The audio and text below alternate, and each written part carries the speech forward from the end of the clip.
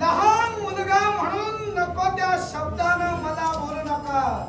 तुमचे 6 भाऊ अर्थात त्यांना मारण्यासाठी जो तयार झाला त्यांच्याशी जो लढला तो कमी नव्हे.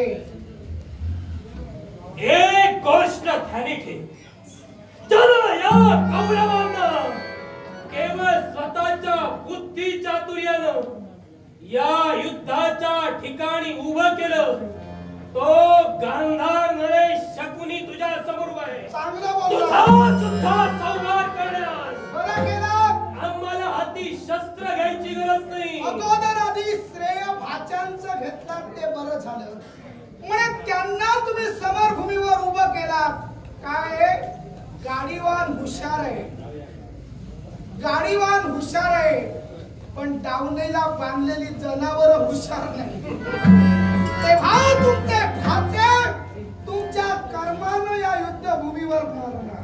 योग्य रीतीनं त्या अश्वांना लगाम कसा द्यावा मामा शकुनी जाणतोय म्हटलं. कुभांड, कारस्थान, कूटनीतीचं राजकारण करणारे मामा आपणच ना. नक्की. स्वतःच्या स्वार्थाची पोळी भाजून खाता. स्वार्थ पटवून दे. तुम्ही इथं या आपला गांधार देश सोडून इथं आला, इथं राहिला. त्यांच्या सोबत युद्धाचे सल्ले चांगले तुमच्या वतीनं देतात. तुमची बहीण देवी आजी आमची गांधारी डोळ्यावर पट्टी बांधून आहे आणि पट्टी बांधून म्हणे पतिव्रता धर्म स्वीकार. नक्कीच. मी तर म्हणेन पतिव्रता धर्म का स्वीकारला तुमच्याकडून ऐकायचं. पतिव्रता धर्म का स्वीकारला? डोळ्यावर पट्टी का बांधली? स्वतःचा पती स्वतःच्या डोळ्यांनी हे विश्व पाहू शकत नाही, तो दृष्टीहीन आहे. हे ज्यावेळी माझ्या भगिनीच्या ध्यानी आलं तेव्हा केवळ पतीची परिस्थिती जाणून माझ्या भगिनीनं स्वतःच्या नेत्रावर पट्टी बांधली. काय चुकलं तिचं? पट्टी बांधली काय चुकलं नाही. फक्त जगाच्या दृष्टिकोनात आपल्या नवऱ्यासाठी डोळ्यावर पट्टी बांधली. पण धृतराष्ट्र हे आंधळेच आहे. पण त्या आंधळ्या माणसाला त्या मामा शकुनीच्या घराण्यानं फसविलं. त्याला जबाबदार कोण? त्याला जबाबदार कोण? थेट तू माझ्यावर करतोय. एका आंधळ्या सोबत तुम्ही तुमची मुलगी दिलात, म्हणजे भगिनी दिलात आणि त्यांच्यावर उपकार केलात असं कधी मनात आलं का आपल्या? आता मुद्द्यावरच जर का बोट ठेवून बोलत असतील तर नेमकं तुला काय बोलायचंय जरा मला स्पष्ट करूनच सांग. तुम्ही उपकार कधीच केला नाही. तुम्ही स्वार्थाची पोळी भाजून कसा तो स्पष्ट कर. लग्न कुणाशी लाविलात? धृतराष्ट्रांशी. नक्की. तुमच्या बहिणीचं अगोदर लग्न झालं होतं का? झालं होतं. कुणासोबत? एका बकऱ्यासोबत. 4 पायाच्या जनावराबरोबर का? भाकी. कुठलं? माझ्या भगिनीचं भाकीतच मुळे असं होतं, जो कुणी तिच्याशी विवाह करेल तो अल्पायुष्य असेल आणि म्हणून तिचं लग्न आम्ही प्रथमतः बकऱ्याबरोबर लावलं. काय चुकलं? योग्य केला. केवळ तिचं भाकीत होता की पहिला नवरा अल्पायुषी असेल. नवरा, बकरा नव्हे, नवरा जो धडधाकट देहाचा असो वा कमकुवत असो 2 पायावर उभा राहणारा पुरुष, या पुरुषासोबत लग्न झालं असतं आणि तो मृत झाला असता तर ठीक होतं. पण तुम्ही 4 पायाच्या जनावरासोबत त्या अजासोबत लग्न लाविलं. मग त्या अजासोबत तुम्ही लग्न लाविला, तो अल्पायुषी असणार होता असं म्हटलं. मग तो आपणच मेला नाही. मग तुम्ही मारला? आम्ही मारिला. म्हणजे माझ्या भगिनीचा विवाह धृतराष्ट्राशी ठरवला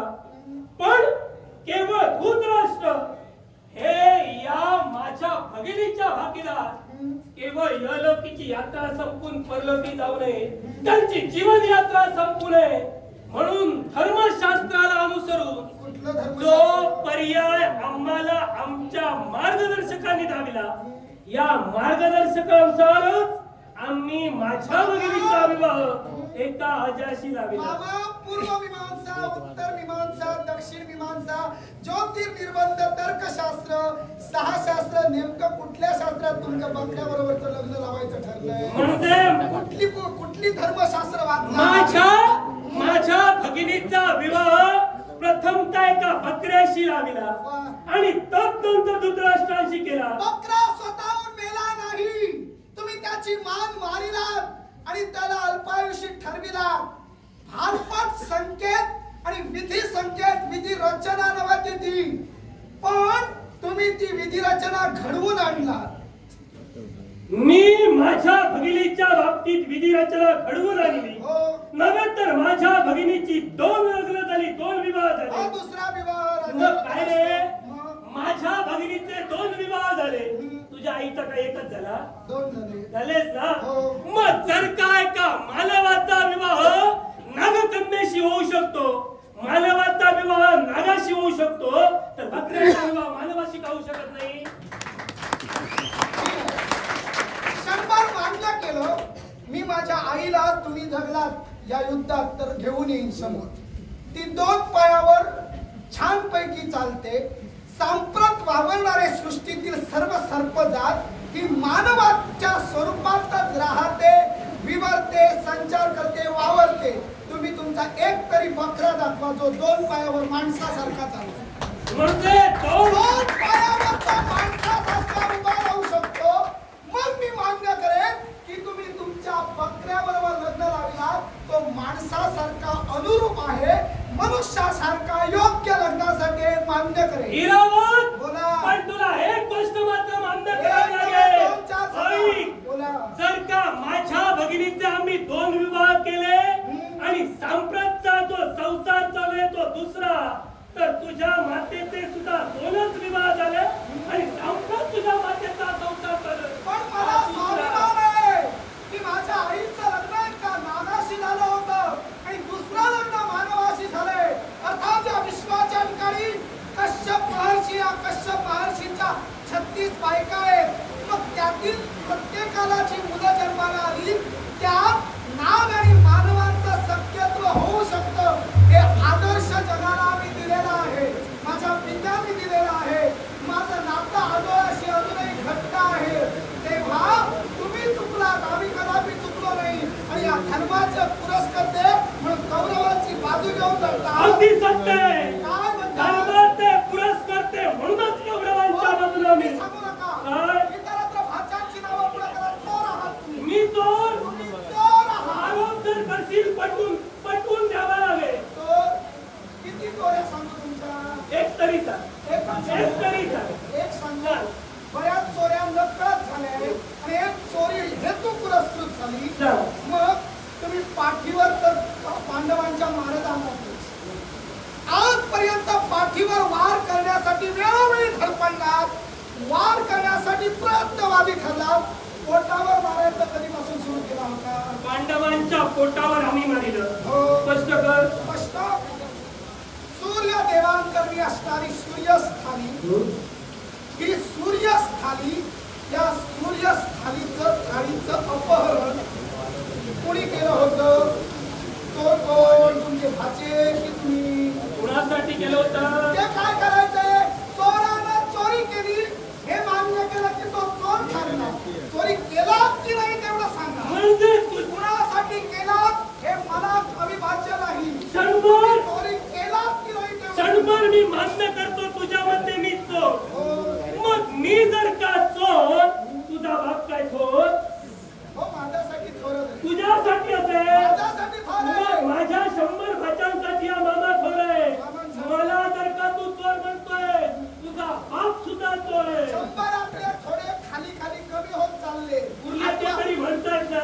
100 भाच्यांसाठी थोर म्हणू नका. त्यांना श्रद्धांजली वाहा. बाकीचे राहिलेत त्यांना थोर म्हणायला सांगा. मग 8वा दिवस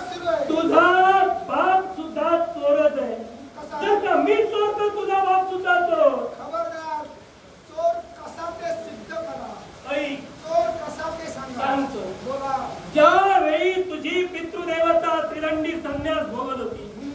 मग तो त्रिदंडी संन्यास भोगताना सुभद्रेचा विवाह ठरला ही वार्ता ज्यावेळी त्याला कळली त्यावेळी एका साधूच्या वेशात द्वारकेच्या ठिकाणी तो आला आणि एका सुभद्रेला म्हणजे तुझ्या कृष्णाच्या भगिनीला द्वारकेतून चौर्य कर्म करून घेऊन गेला. पण मी जर चोर तर तुझा बाप सुद्धा चोर आहे. म्हणजे तुमचं षडयंत्र उडवलं म्हणून तुमच्या काव्यवादपणा तुमचा उद्ध्वस्त झाला म्हणून चोर नाहीये का? सुभद्रेचं लग्न कुणाबरोबर लावायला पुढे सरसावला होता तुम्ही? कुणाबरोबर सरसावला? माझ्या भाच्यासोबत. म्हणजे तुमचं बरं झालं नाही म्हणून दुसरा चोर. सुभद्रा देवी सुभद्रा माझ्या माता या पार्थ राजांशी लग्नासाठी कधी देऊ केल्या होत्या? कधी देऊ केल्या होत्या? वयात आल्यानंतर की अगोदरच त्यांचं प्रेम होतं? बालपणापासून एकमेकांना त्या वरद होत्या की नाही? एकमेकांचं नितांत प्रेम होतं की नाही? सर्व गोष्टी मान्य. मग मला सांग दुसऱ्याचं प्रेम तुम्ही आधी दुसऱ्याच्या नावावर तिसऱ्याच्या नावावर कसं करायला गेला? मग सांग जर का पार्थाला मान्य होतं आणि लहानपणी जर का त्यांचा विवाह ठरला होता मग तो संन्यासी आहे माया मद मत्सर या साऱ्या गोष्टींचा त्याग करून जो एकांत स्वीकारतो तो संन्यासी. मग असं असताना तुझ्या बापाच्या मनात मोह आणि काम निर्माण झाला कसा? ते राहू द्या, ते सांगेन. पण मी विचारतोय माझी पितृदेवता त्रिदंडी संन्यासात असताना तुमच्या दुर्योधनाला लग्नासाठी मुहूर्त होता नंतर न होता त्रिदंडी संन्यास पूर्ण होईपर्यंत तुमच्या सुयोधनाबरोबरचं लग्न तुम्ही थांबू शकणार नाहीत का? म्हणजे तुमचा काव्यवादपणा होता. धनुर्धारी पार्थ त्रिदंडी संन्यासात आहे तोपर्यंत दुर्योधनाचे हात पिवळे करूया नाहीतर हात लाल होतील. या विश्वात द्वारकेचा द्वारकाधीश बलरामाला सुद्धा याची कल्पना होती की सुभद्रेचा विवाह पार्थाशी ठरला. मग ज्यावेळी विवाहाची सांगता करण्यासाठी मी बलरामापर्यंत गेलो या गोष्टीची जाणीव बलरामाला होती. मग बलरामाला जाणीव असताना सुद्धा जर का त्यानं सुभद्रेचा विवाह माझ्या मतानुसार सुयोधनाशी ठरविला यात माझी काय कटू कारस्थान आणि विष तुमच्या ते जहाल करल तेव्हा बलराम दाखवपर्यंत तुम्ही होता आणि म्हणून हा प्रकार घडला. नपेक्षा कुणी मान्यता दिली नसते. त्रिदंडी संन्यासाचा कुणाला सांगतात? त्रिदंडी संन्यासाचा अर्थ काय? तीन दंड आहेत. वापदंड, कर्मदंड आणि मनोदंड. हे तिन्ही दंड एका क्षणाच्या निमिषात तोडले असतील तर त्रिदंडी संन्यासातून मुक्तता होते. मग माझी पितृदेवता त्रिदंडी संन्यास मोडून आली होती की संन्यास्त असताना आली होती? त्रिदंडी संन्यास म्हणून तुझी पितृदेवता आली होती. मग ज्यावेळी सुभद्रेचा विवाह ठरला ही वार्ता त्याच्या घरी पडली त्यावेळी ते दंड त्याने का मोडावे? तर का त्याला संन्यासाचे नियम द्यात होते की मी दंड एकाच वेळी छेदल्यानंतर हा संन्यास पूर्ण होणार. मग संन्यासासाठी का केला? प्रश्न आयुष्याचा होता. प्रश्न सुभद्रेच्या जीवनाचा होता. नपेक्षा त्यांच्या तोंडातील घास दुर्योधन खाणार होता. दुर्योधनाच्या घशात जाणार होता आणि हे कळलं म्हणून धर्म निषिद्ध न राहता धर्मशास्त्राप्रमाणे वापदंड, कर्मदंड, मनोदंड मोडण्याचा अधिकार एका संन्यास्त त्रिदंडी व्यक्तीला आहे. मग त्यानं जर का धर्मशास्त्राला अनुसरून ते तीन दंड मोडले आणि सुभद्रा स्वतःची करून घेतली मग ज्या माझ्या बंधूंचा हिरावत दुःशकट केला मग त्याचा सूड घेण्यासाठी हा गांधार नरेश करू नका. तुम्ही माझ्या बापाला चोर म्हटला. तुम्हाला चोर म्हटलं म्हणून तुमचे भाचे काय थोर आहे? काय केलं? भानुमतीचं अपहरण करून आणणारे भाचेच तुमचे ना. मग ज्या भानुमतीला हरण करून आणलं तो तुमचा भाचा चोर नव्हे? माझा नव्हे? भाचा चोर नव्हे? मग सांग रे ज्या बापाची मोठेपण तू मी देतोय आता काही करू नकोस म्हटलं म्हणून बोलतोय. किती पावलं थांबा आणि मागे आम्ही ऐ, बोला. ज्यावेळी या विश्वात सखा हनुमंत आणि तुझा बाप म्हणजे धनुर्धारी पार्थ यांची भेट झाली त्यावेळी सात हनुमंताच्या मुखातून शब्द बाहेर पडले. या महासागरावर माझ्या प्रभूला म्हणजे प्रभू रामचंद्रानं या दगडानं सेतू बांधिला. दगड या पाण्यावर तरंगविले. त्यावेळी पार्थाच्या मुखातील शब्द अरे दगड उगाच पाण्यात फेकले. मी शरान सेतू बांधिला असता त्यावेळी त्यांच्या दोघात प्रतिज्ञा झाली तुझ्या बापाला प्रतिज्ञा केली, मी शराचा सेतू बांधेन आणि याचा जर का मी भाऊ हनुमंता तू केलास तर अग्निकाष्ट मी भक्षण करेन. त्यावेळी तुझ्या बापाला शराचा सेतू बांधिला. हनुमंताला एका उडीनं तो सेतू मोडखळीस आणला. त्यावेळी तुझ्या बापाला अग्निकाष्ट भक्षण करण्याची वेळ आली. त्यावेळी वेळोवेळी पदोपदी क्षणोक्षणी ज्या देवाला तुम्हाला पाठीशी घातलं, ज्या देवाला तुम्हाला वाचविलं, तो देव तिथं आला आणि त्यानं केवळ कूटनीती वापरून या दोघांच्या प्रतिज्ञेला साक्षीदार कुणी नाही अशी बाजू मारिली. पुन्हा शराचा सेतू झाला. त्यावेळी देवानं स्वतःच सुदर्शन त्याला सहकार्यासाठी दिलं आणि तो सेतू पूर्ण झाला. अरे जेव्हा जेव्हा तुझा बाप मरणाला आला तेव्हा तेव्हा त्या देवानं वाचविलं. तेव्हा बापाची मोठेपणा मला सांगू नको. मामा शकुनी, जर प्रत्यक्ष हनुमंत देवता येते आणि माझ्या पित्यासोबत वितंडवाद करते, मध्यस्थी प्रत्यक्ष देव येतो, मग सांगावं प्रत्यक्ष गोपाल कृष्ण म्हणजेच 7व्या अवतारातील प्रभू रामचंद्र आहे हे हनुमंताला कधी कळलं? ज्या वेळी त्या गोपाल कृष्णानं स्वतःचं रामदर्शन हनुमंताला दाखविलं त्यावेळेस त्याच्या ध्यानी आलं. हनुमंत श्रेष्ठ की पार्थ श्रेष्ठ?